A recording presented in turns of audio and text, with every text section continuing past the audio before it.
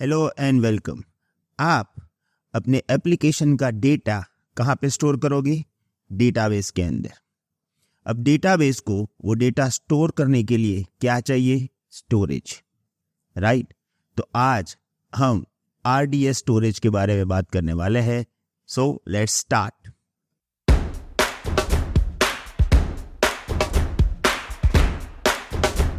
Two minutes.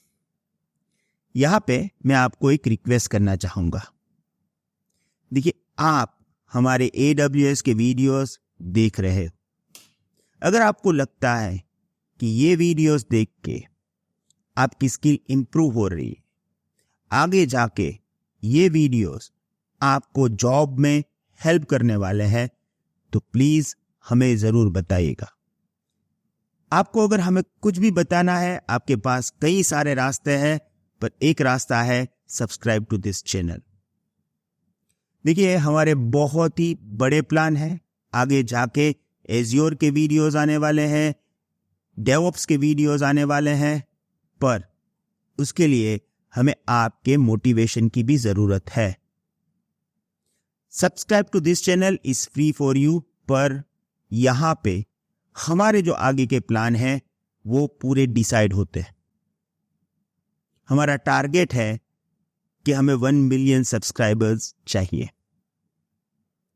हमें मालूम है ये बहुत ही लंबी रेस है और इसमें बहुत सारा टाइम लगेगा, पर मैं आपको एक बात बता दूं कि आपके सपोर्ट से ही हम ये रेस को एंड तक पहुंचा सकते हैं।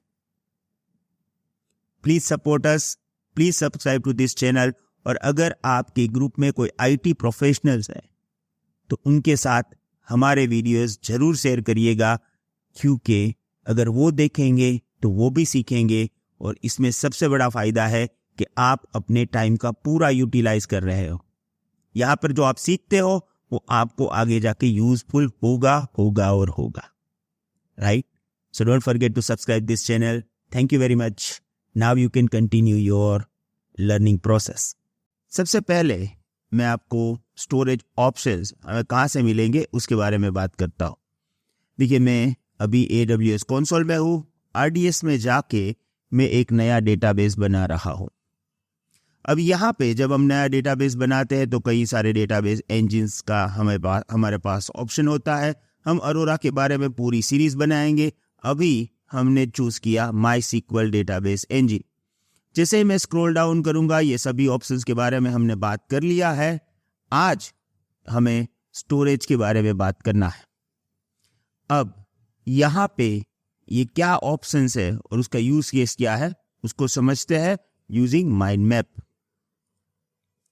Introduction. Amazon RDS storage refers to the underlying storage system that Amazon RDS uses to store database data। आपके डेटाबेस का पूरा डेटा एक्चुअली स्टोरेज के अंदर स्टोर होगा। It is based on EBS, Elastic Block Storage, and provides scalable, durable and high performance storage options। देखिए, हमने जब EC2 सीखा था तब हमने EC2 में पूरी सिस्टम समझाई थी EBS के बारे में।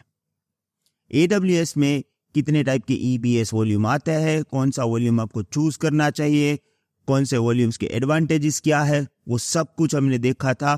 अब यहाँ पे वही EBS वॉल्यूम को हम यूज करते हैं for data storage of our DB instance. There are different storage options depending on your needs.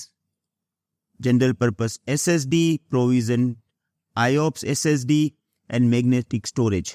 हालांकि मैग्नेटिक स्टोरेज अब लेगेसी सॉल्यूशन है, रिकमेंडेड नहीं है, पर ये सभी ऑप्शंस आपको यहाँ पे मिलेंगे।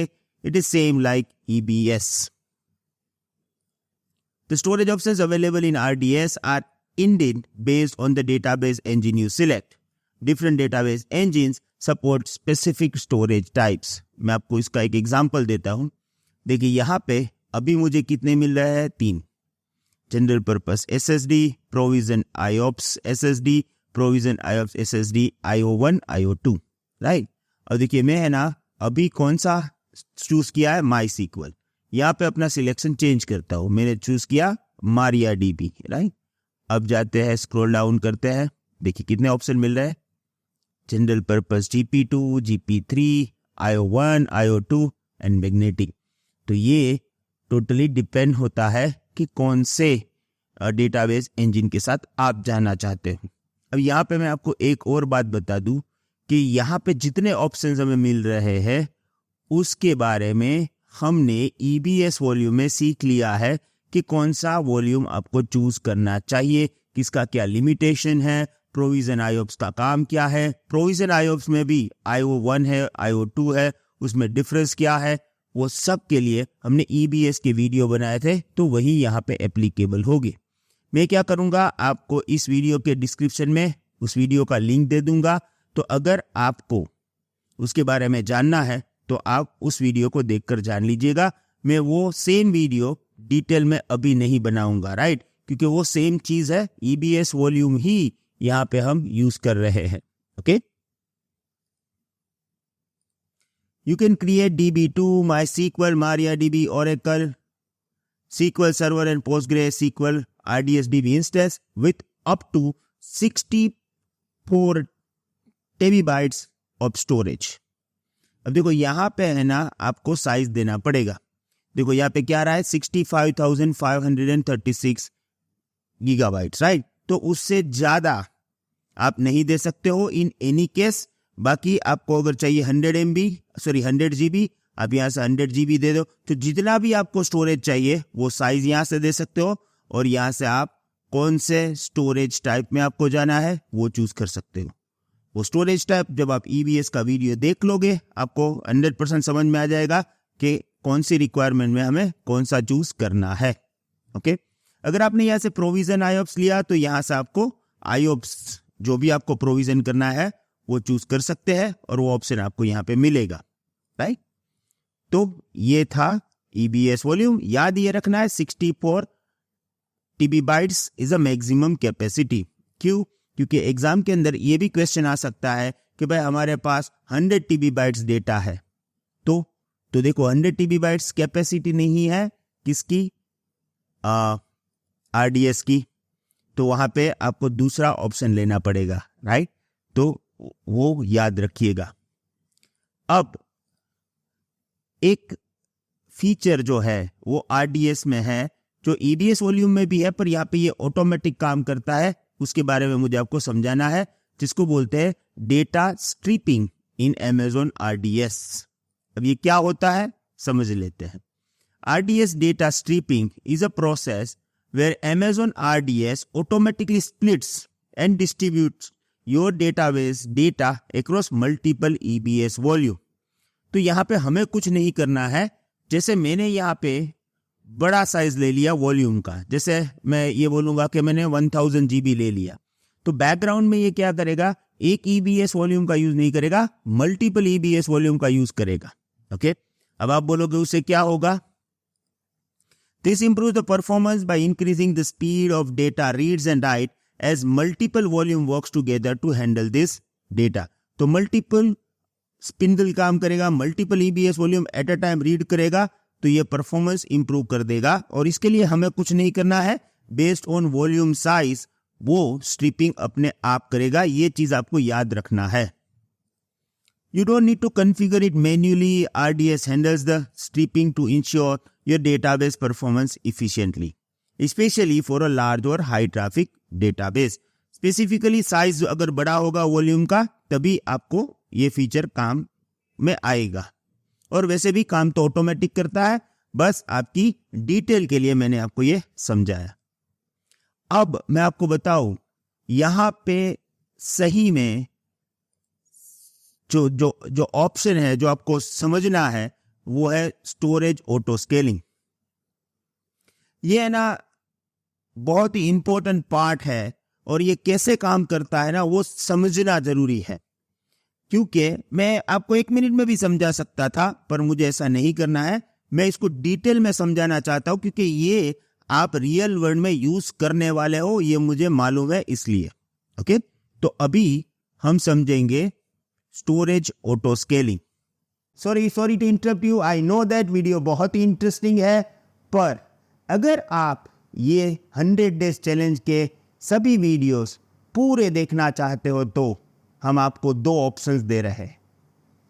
ऑप्शन नंबर 1, हमारी वेबसाइट www.cloudfoxhub पे चाहिए।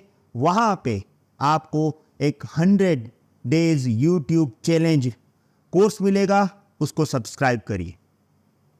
हमारा प्राइस बहुत ही कम है, जस्ट 499 रुपीज़। ये जो भी वीडियोस हम यहाँ पे यूट्यूब पे डालते हैं वही फुल वीडियो आपको इस पर्टिकुलर कोर्स में मिलेगा। 240 वीडियोस टोटल मिलेंगे। दूसरा, एक बहुत ही अच्छा ऑप्शन है जो हम आपको यूट्यूब के थ्रू देंगे। Now you can join our YouTube elite membership program as well. ये मेंबर बनने के लिए आप हमारी YouTube channel Cloud Fox Hindi पे जाइए। वहाँ पे एग्जैक्टली सब्सक्राइबर बटन के बाजू में आपको एक ज्वाइन बटन मिलेगा।